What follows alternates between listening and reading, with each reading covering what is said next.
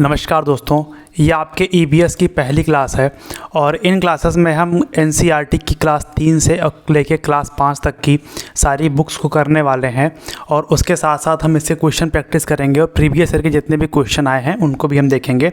और ये आपके जुलाई 2023 के सीटेट के लिए बहुत ही इंपॉर्टेंट क्लासेस होने वाली हैं, तो आप इनको ज़रूर देखिएगा। और वीडियो अगर आपको पसंद आती है तो आप वीडियो को लाइक करिएगा, शेयर करिएगा और चैनल को सब्सक्राइब करिएगा।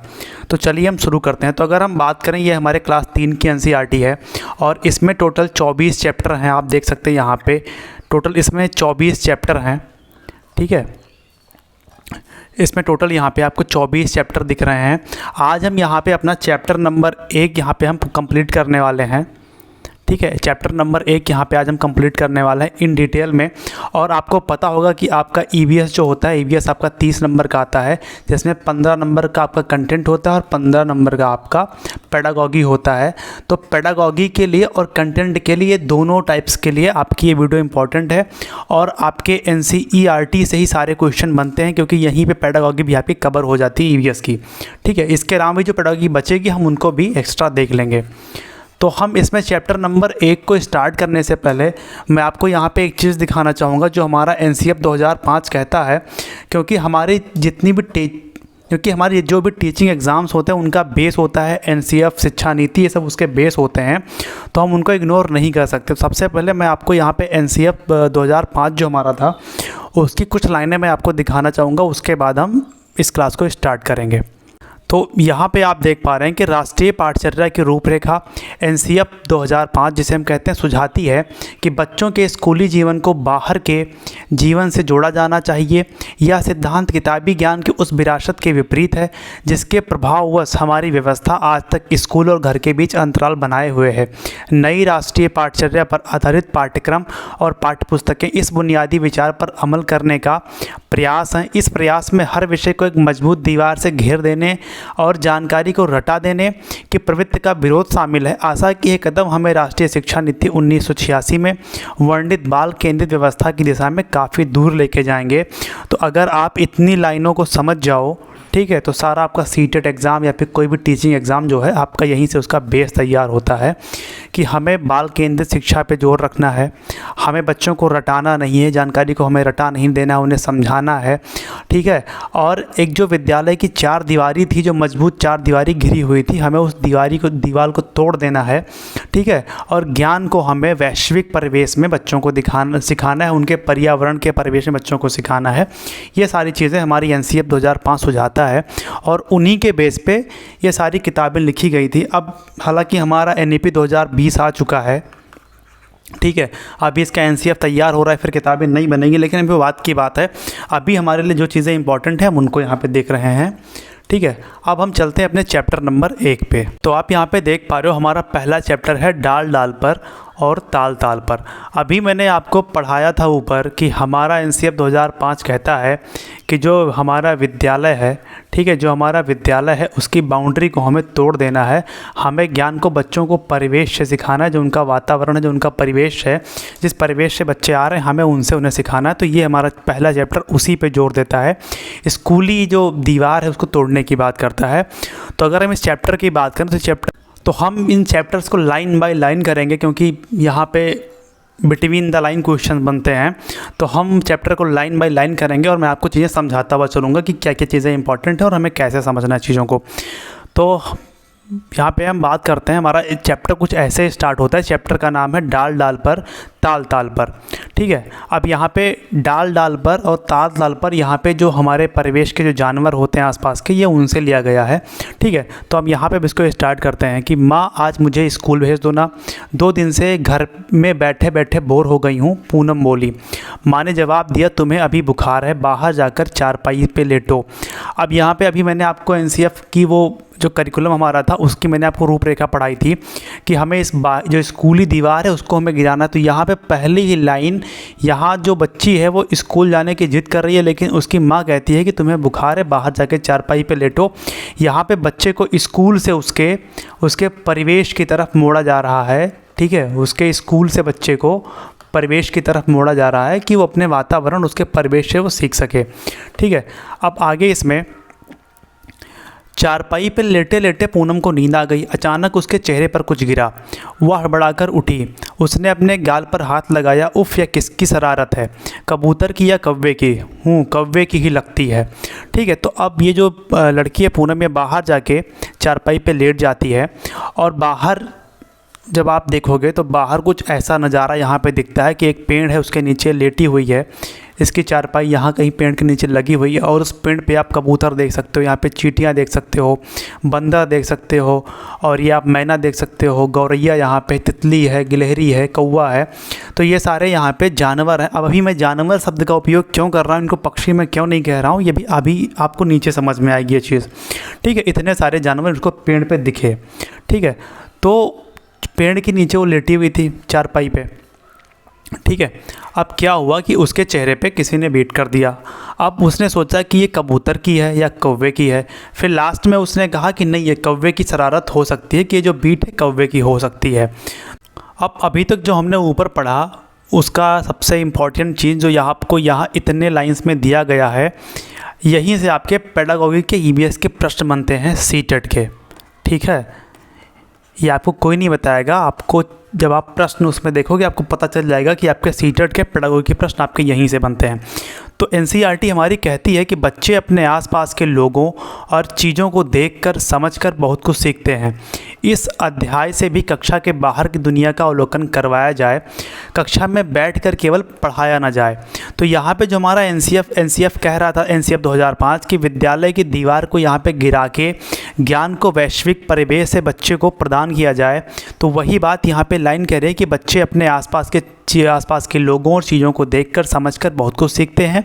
इस अध्याय से भी कक्षा के बाहर की दुनिया का अवलोकन करवाया जाए, कक्षा में बैठाकर केवल पढ़ाया ना जाए। तो ये जो आपका जो पहला चैप्टर चल रहा है डाल डाल पर ताल ताल पर, इसमें हमारी एनसीईआरटी यही कहना चाह रही है कि हमें इस चैप्टर को केवल उन्हें क्लास में बैठा के पढ़ा नहीं देना है, हमें उन्हें बाहर परिवेश में, गार्डन में, पार्क में लेके जाना है और वहाँ पे हमें ऐसा कुछ दृश्य जो यहाँ पे आप चित्र में देख पा रहे हो, ऐसा कुछ दृश्य यहाँ पे हमें दिखाना है।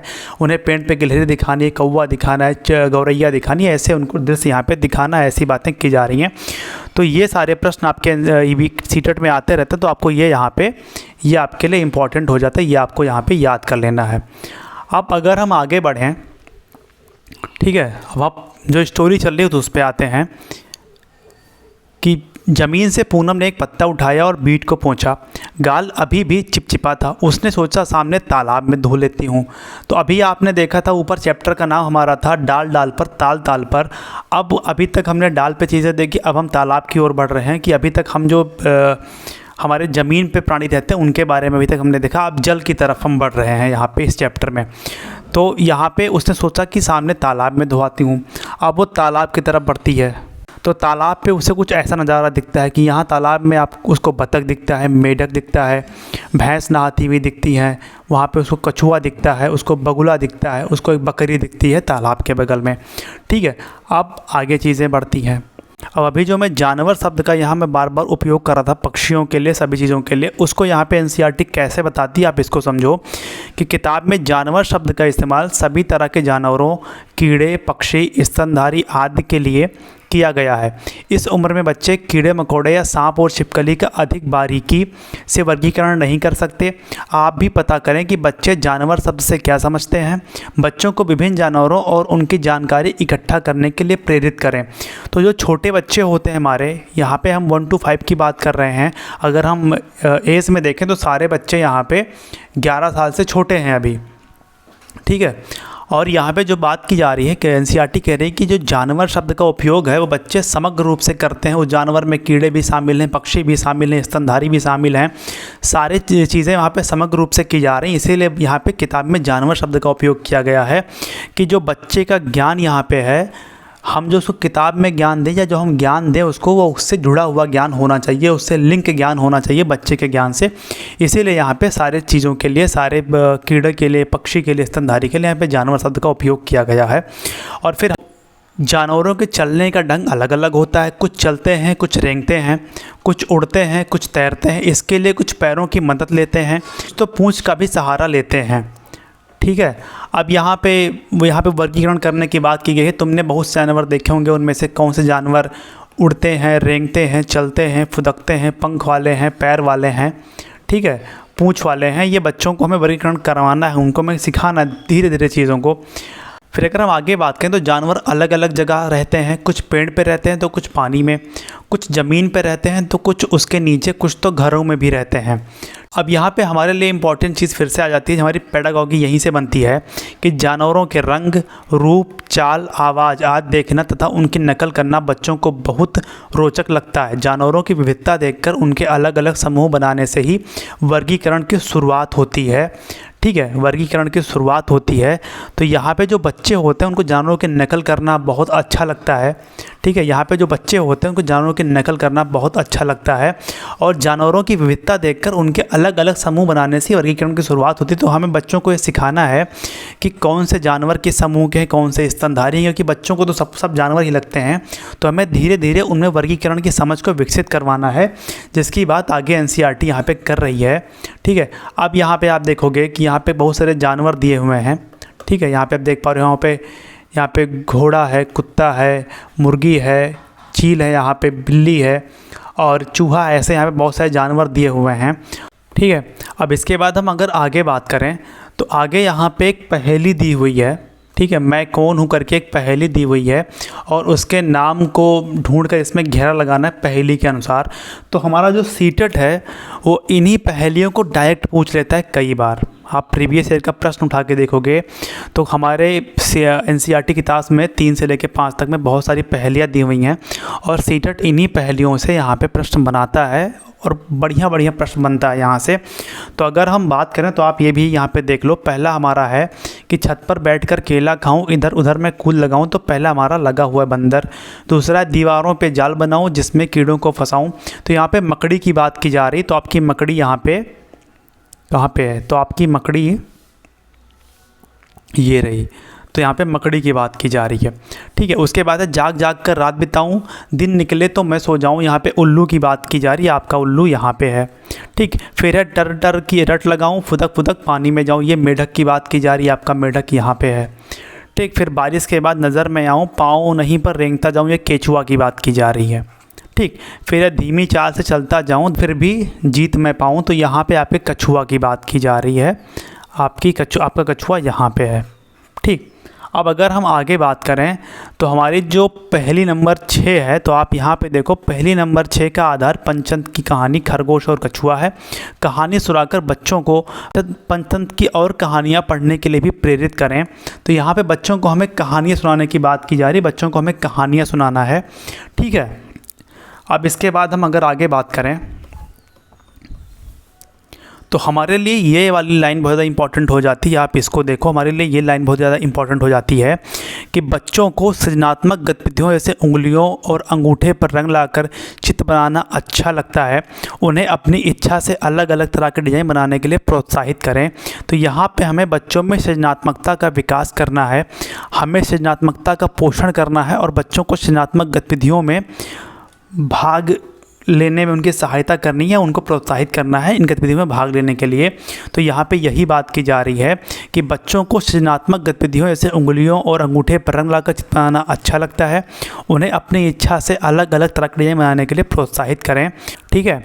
अब इसके बाद हम अगर आगे बात करें तो आगे यहाँ पर हमारा आ जाता है ये पॉइंट कि बच्चों को प्रोत्साहित करें कि वे जानवरों को ध्यान से देखें और अपने मन से चित्र बनाएं। समूह में चित्र बनाने में बच्चों को सहायता की आवश्यकता हो सकती है, ठीक है। तो यहाँ पे बच्चों को हमें प्रोत्साहित करना है कि वो जो भी काम करें स्वयं करें, जैसे चित्र बनाना हुआ, रंग करना हुआ, ये सब चीज़ें वो स्वयं करें। और जब हम बच्चों को समूह में कोई कार्य करवाते हैं तो हमें उनकी सहायता, अगर उनको जहाँ भी मदद की जहाँ भी आवश्यकता, जहाँ पे सहायता की ज़रूरत पड़े उनको, तो हमें हमेशा तैयार रहना कि बच्चे अगर कोई गलती कर रहे हैं, कुछ भी कर रहे हैं, तो हमें तैयार रहना कि ज़रूरत पड़ने पर उनकी हम सहायता कर सकें। अब इसके बाद यहाँ पर एक चीज़ इम्पॉर्टेंट आ जाती है, ठीक है। यहाँ पे अब इन जानवरों को क्रम से लिखो, छोटे से बड़े, ठीक है। यहाँ पे जो भी जानवर हमने ऊपर देखे थे, जैसे हमने हाथी देखा था, ठीक है, हमने हाथी देखा था, हमने कुत्ता देखा था, हमने बहुत से जानवर ऐसे देखे थे। तो यहाँ पे कई बार ऐसा हो सकता है, ठीक है, कई बार ऐसा हो सकता है कि कोई बच्चा हो और वो यहाँ पे घोड़ा लिखे, ठीक है। यहाँ पे छोटे से बड़े की बात की जा रही है, यहाँ पे घोड़ा लिख दे और यहाँ पे वो हाथी लिख दे। तो ऐसा इसलिए हो सकता है क्योंकि हो सकता है उसने कभी एक छोटे हाथी को देख लिया हो, मतलब हाथी का जो बच्चा रहा वो उसने उसको देख लिया हो, और हाथी का बच्चा तो कुछ घोड़े से छोटा होगा ही। तो ये उसके पूर्व अनुभव के ऊपर डिपेंड करता है कि वो चीज़ों को किस क्रम में रखेगा कोई बच्चा, ठीक है। तो यहाँ पे आप जब आगे बढ़ेंगे तो आप नीचे देखेंगे कि यहाँ पे NCERT भी आपसे यही चीज़ कह रही जो मैंने आपको ऊपर बताया था कि यह गतिविधि चीज़ों को क्रमानुसार लगाने का शुरुआती कदम है। क्रम में लगाना बच्चों के अपने अनुभव पर निर्भर करता है। चूहा चिड़िया से छोटा भी हो सकता है और बड़ा भी। जानवरों के प्रति संवेदनशीलता से जुड़ी बातों पर चर्चा करवाएं। क्रम में लगाने की गतिविधियां हम करवा रहे हैं, ये वर्गीकरण का एक शुरुआती कदम इसको हम कह सकते हैं, ठीक है। और यहाँ पे सारी चीज़ें जो बच्चे की हैं पूर्व अनुभव के आधार पर आधारित हैं, वो अपने पूर्व अनुभवों से यहाँ पे काम ले रहा है। इसीलिए वो चूहा को चिड़िया से छोटा भी रख सकता है, बड़ा भी रख सकता है, हाथी को छोटा भी रख सकता है घोड़े से और बड़ा भी रख सकता है। तो ये उसके अनुभवों पे ही सारी चीज़ें यहाँ पे काम करेगी। तो यही चीज़ यहाँ पे आपकी NCERT भी कह रही है, और ये भी आपके लिए एक इम्पॉर्टेंट पॉइंट है कि इससे आप ये समझ सकते हो कि बच्चे कोई भी जानकारी या कोई भी ज्ञान या कोई भी चीज़ वो अपने पूर्व अनुभव से ही सीखते हैं, या अपने पूर्व अनुभव से उसको लिंक करके ही आगे उसमें नई जानकारी को जोड़ते हैं, ठीक है। अब इसके बाद हम और आगे बढ़ें तो यहाँ पे आपको एक जिग्सा पहेली के बारे में दिखाया गया है। यहाँ पे ये आपके कटे हुए यहाँ पे जिग्सा पहेली के बारे में दिखाया गया है, जहाँ पे पहेली जोड़ दी गई है ऑलरेडी, ठीक है। अब यहाँ पे NCERT जिग्सा पहेली के बारे में क्या कह रही है इसके बारे में थोड़ा हम देख लेते हैं कि जिग्सा ऐसा बनाया जाए कि उसमें कुछ चुनौतियाँ हों, सीधे सीधे टुकड़े ना हों जो आसानी से ही जोड़े जा सकें। बच्चों को इस तरह की गतिविधियाँ करने के मौके दें तथा उनके कामों की प्रशंसा करें। ये यहाँ पे बात की जा रही है कि बच्चों को यहाँ पे गतिविधियाँ करने के लिए रखा जाए और उनको चुनौतीपूर्ण कार्य दिए जाएं, ठीक। और उन चुनौतीपूर्ण कार्यों या गतिविधियों को पूरा करने का बच्चों को पूरा अवसर दिया जाए। जहाँ कहीं भी उनको सहायता की आवश्यकता हो, ठीक है, उन्हें यहाँ पे सहायता भी दी जाए, इसकी भी बात की जा रही है। लेकिन हमें सबसे पहले सहायता देने से पहले हमें बच्चों में सृजनात्मकता को विकास करना है, उनमें क्रिटिकल थिंकिंग का यहाँ पे विकास करना है। इसलिए बच्चों को हमें चुनौतीपूर्ण यहाँ पे कार्य देने हैं, चाहे वो जिग्सा हो, चाहे कोई खेल हो, चाहे पहेली हो, तो ऐसे बच्चों को हमें सिखाना है, ठीक है। तो ये था हमारा NCERT का चैप्टर नंबर 1, ये यहाँ पे कंप्लीट होता है। और अगले वीडियो में आपका हम चैप्टर नंबर 2 से लेके और चैप्टर नंबर यहाँ पे हम 5 या 4 यहाँ पे हम कंप्लीट कराएंगे, ठीक है। तो उम्मीद करता हूँ वीडियो को पसंद आए होंगे। अगर वीडियो को पसंद आती है वीडियो को लाइक करिएगा, शेयर करिएगा और चैनल को सब्सक्राइब भी कर लीजिएगा। आपको ऐसी ही वीडियोस आपको मिलती रहेंगी, ठीक है। धन्यवाद।